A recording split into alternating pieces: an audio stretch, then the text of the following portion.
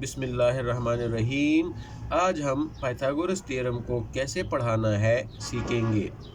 Pythagoras theorem कहता है if we have a right angle triangle and this triangle have three sides and we know the value of two sides, then we can find the value of third side by the formula c square equals a square plus b square. If we have e equals 3 and b equals 4, then we will find the value of c by this formula. So this side of the right angle triangle is a and this side of the right angle triangle is b. Now we have to find the length of this side, which is c.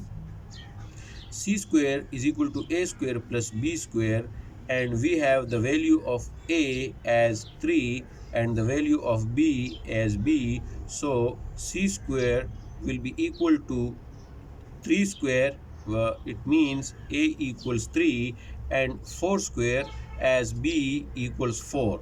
So c square will be equal to 3 square plus 4 square. And when we go ahead, c square will be equal to 3 square equals 9 plus 4 square will be equal to 16. So c square will be equal to 9 plus 16. And we go ahead and now we will find c square equals 9 plus 16 equals 25, and if we take root of the c square, we will get the root also of the 25, and then we get c equals 5. So the value of the c in this right angle triangle will be equal to 5, as we have the value of a equals 3 and b equals 4. Now we will move ahead to the practical representation of the formula by this diagram.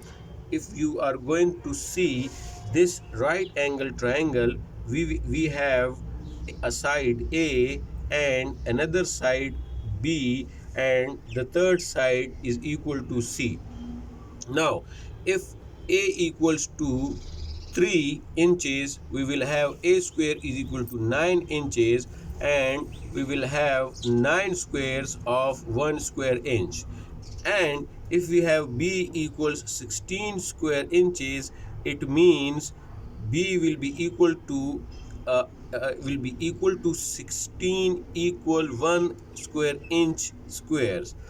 And if we have c, and we will find c square is equal to 25 square inches, so c will be equal to an area which has 25 square inches, and each square in this area will be equal to 1 square inch, and the total 1 square inches squares will be equal to 25. So let's see. If this side is equal to 5 inches long and this side is equal to 5 inches long, the area will be equal to 5 into 5 of this square, 25 inches square.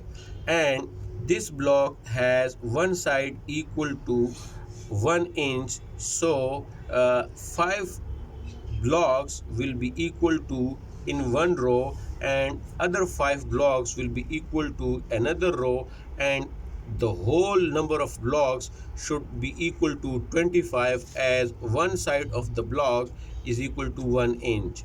Let us count these blocks: 1, 2, 3, 4, and 5, 6, 7, 8, 9, 10, 11, 12, 13, 14, 15, 16, 17, 18, 19, 20, 21, 22, 23, 24, and 25.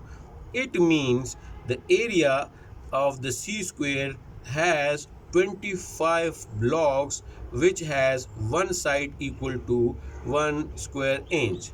Now, if these 25 blocks can have the area of 25 square inches, which is equal to c square, these blocks will occupy the area of a square and b square, as c square equals to a square plus b square. Now let's see what will happen after this.